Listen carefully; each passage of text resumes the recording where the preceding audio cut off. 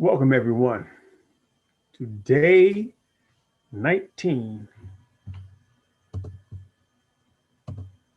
Welcome everyone once again to day 19 of the Master Your Life Masterclass, where I, Breath Master Aaron Motley, your global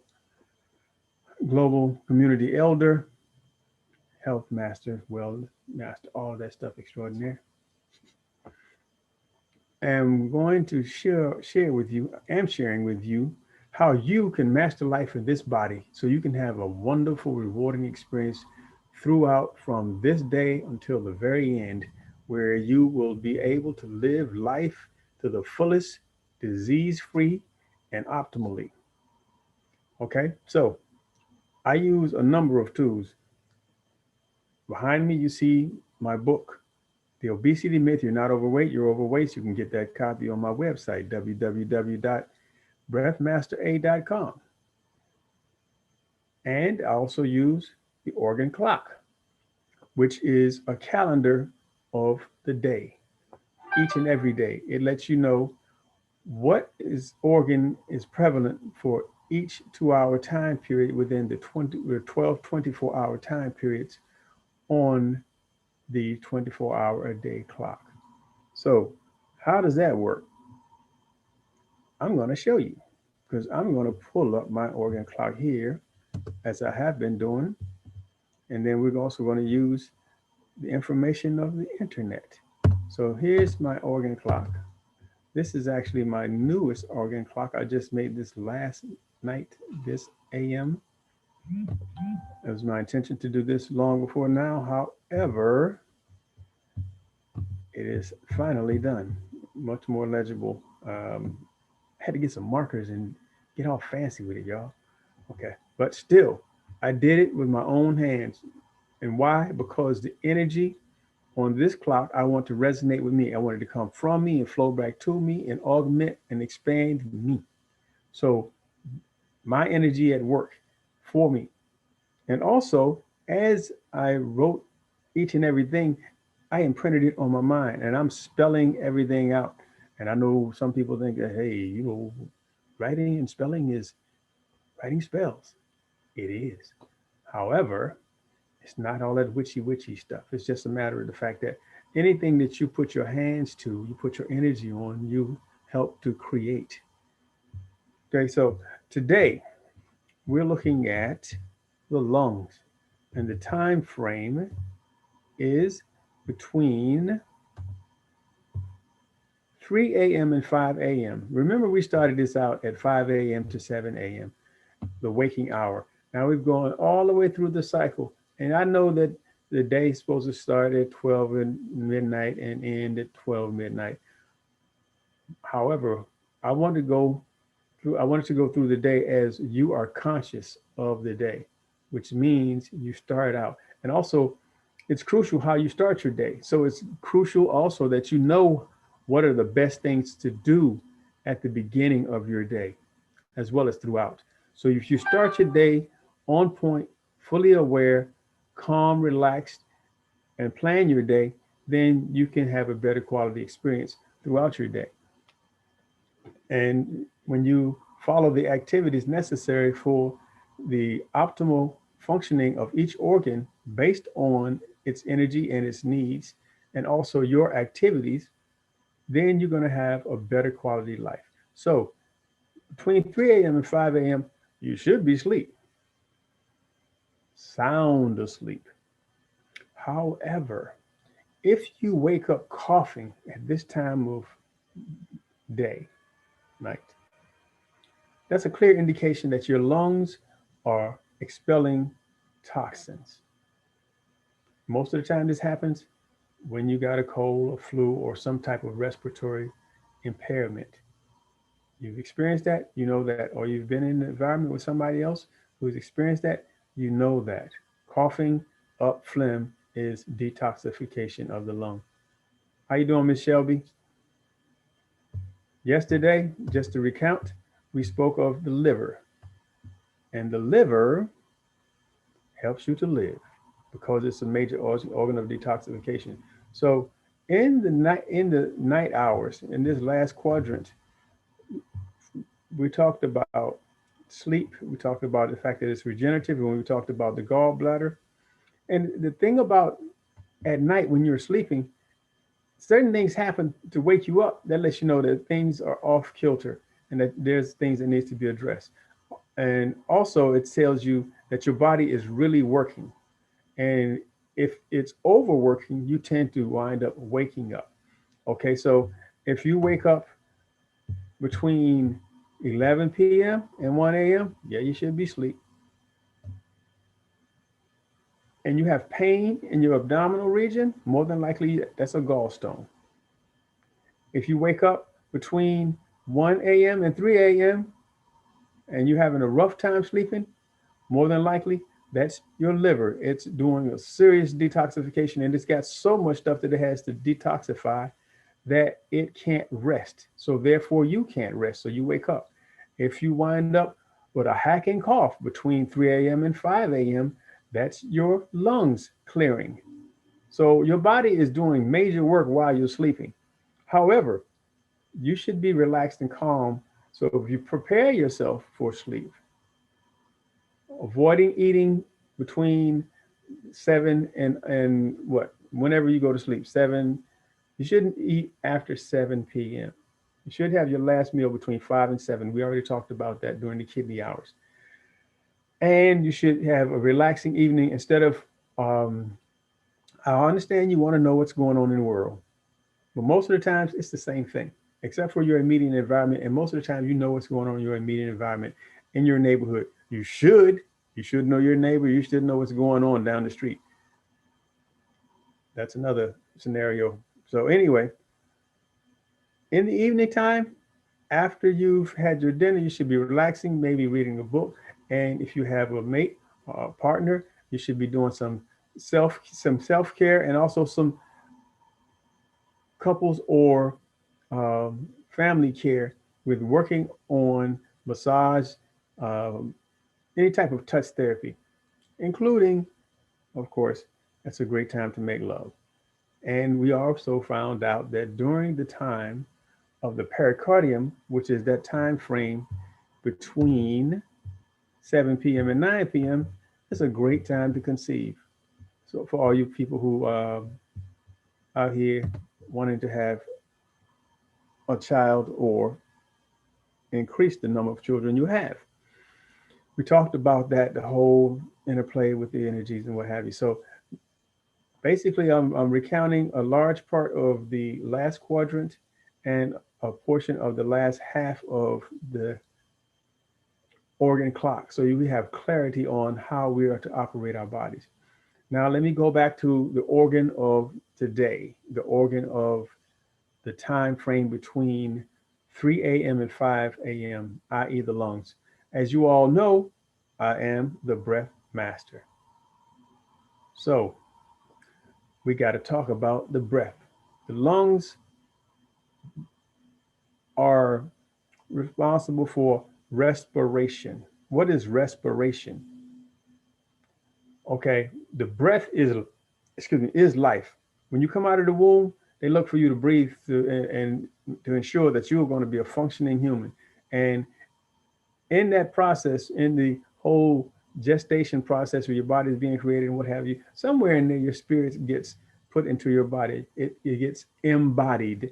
And then when you come out of the mother's womb, they look for you to breathe to make sure that this embodiment is going to continue and you're going to be able to flow through this process called life.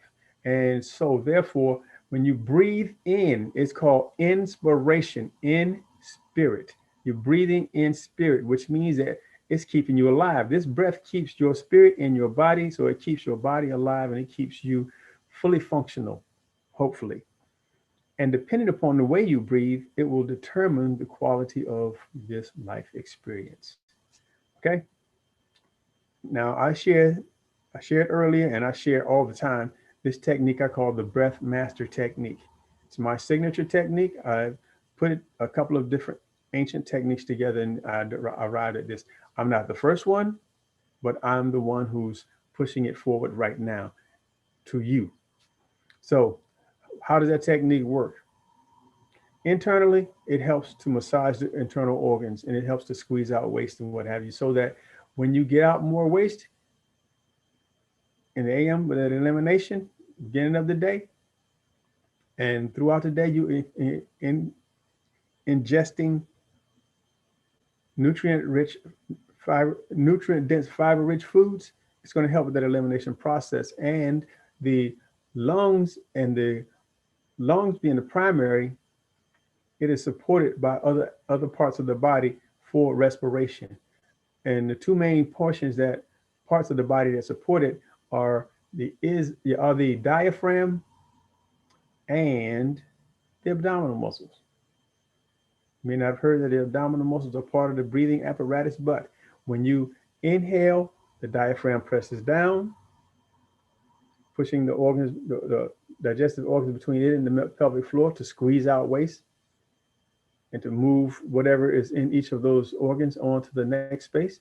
Then as you exhale, it creates a vacuum to pull and elongate those organs upward. And then at the same time, as you continue that exhalation, the abdominal muscles press those organs between it and the backbone. So you get this dynamic pressing and squeezing of the organs.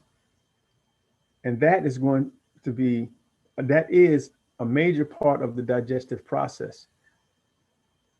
The lungs and the abdomen and the diaphragm are the pumps for the digestive organs. We know that the heart pumps, we know that the lung pumps, but we don't hear about a pump for the digestive organs.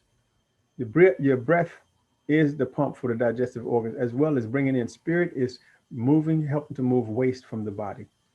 So you want to make sure that you're doing breathing exercises on a consistent basis throughout your day. And the way to do that is to modify the way you breathe. And the modifications, as I teach in my Breath Master certification, which you can find out that information on my website, www.breathmastera.com.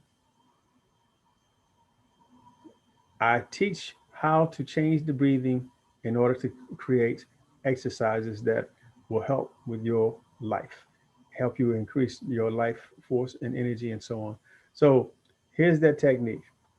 You place the tip of the tongue to the roof of the mouth, then you curl it back. So you're going to curl it back like this, and you're going to maintain contact with the roof of the mouth. You're going to keep your mouth closed. You're going to inhale through the nostrils, and you're going to allow the abdomen to expand, then the chest to expand. So you're not going to lift the chest. You're going to allow the abdomen to expand, then the chest. You put your hands on your chest and your abdomen in this process to get a feel of it, literally. And you'll feel when you're doing it in this manner, you will feel the abdomen expand, and then you feel the chest expand. Instead of lifting, it will just go outward. So once your lungs are full, not to bursting, just full to capacity, you're going to relax the tongue, drop it to the bottom palate, relax the jaw, open the jaw, mouth to a full oval, and you're going to exhale, and you're going to make you're going to emphasize that H sound in the front of the A. I call it exercise fog in the mirror. It's also known as the cleansing breath in yoga, because you're going to push out more carbon dioxide as you extend that breath and cleanse the lungs. So here we go. Place the tip of the tongue to the roof of the mouth, curl it back and inhale. Abdomen expanding first. Then the chest. Release the tongue, drop the jaw, and exhale. Open the mouth wide.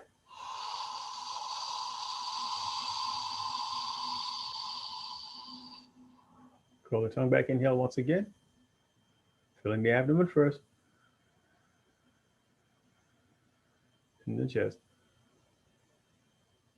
Release the tongue, drop the jaw, and exhale with the.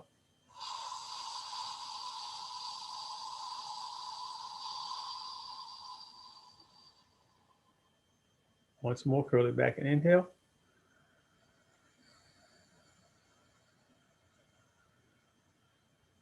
Release it and exhale.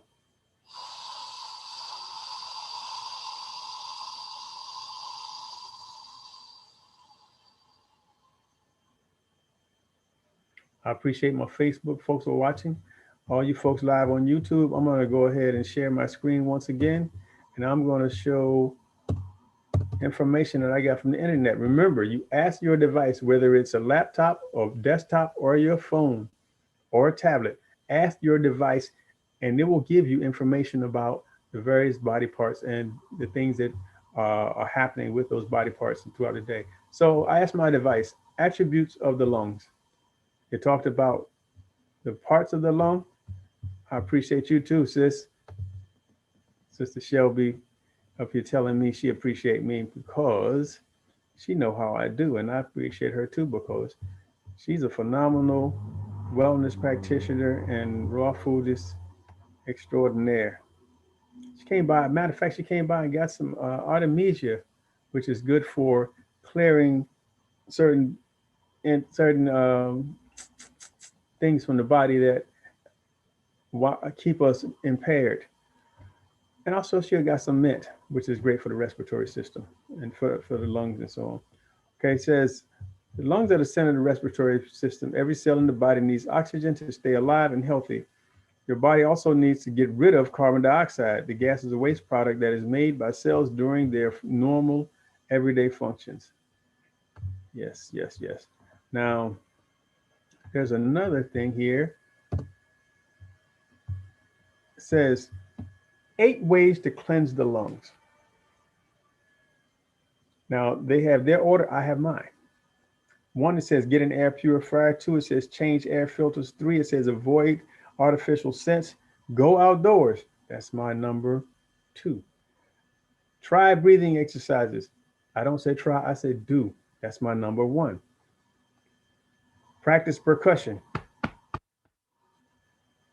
And when you got a cough, sometimes you have so much phlegm, some people will, that's percussion. They're trying to loosen that phlegm. So like percussion loosens debris and the rattling, whatever is going in the lungs. Change your diet. I agree with that. That's my number 3.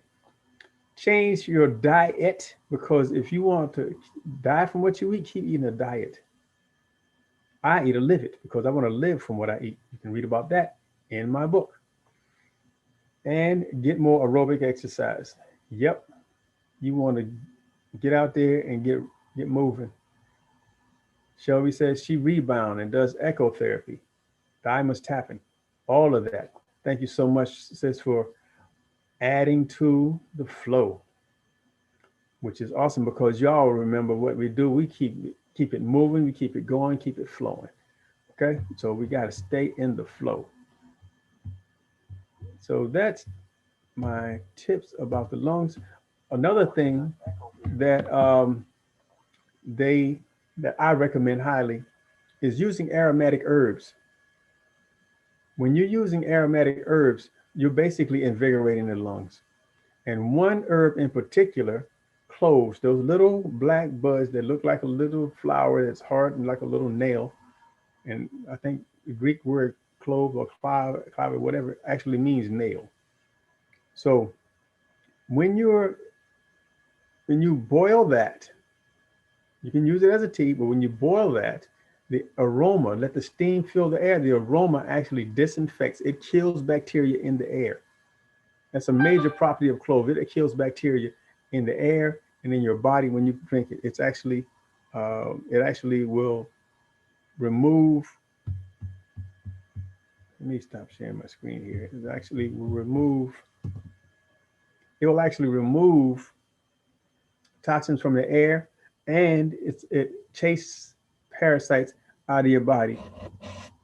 So if you actually do that on a regular basis, it will help to increase your lung capacity when you're doing the breathing exercises. You got that good flow of into your respiratory system of herbs that will invigorate the lungs. It's going to be highly beneficial to you, and it will end whatever condition that you may be having that is impairing the lung function.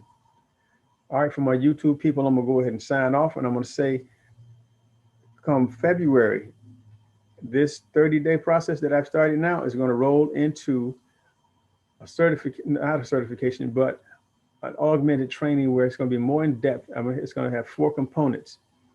Those 4 components will be breath work, nutrition, and some herbs, movement, and some touch therapy.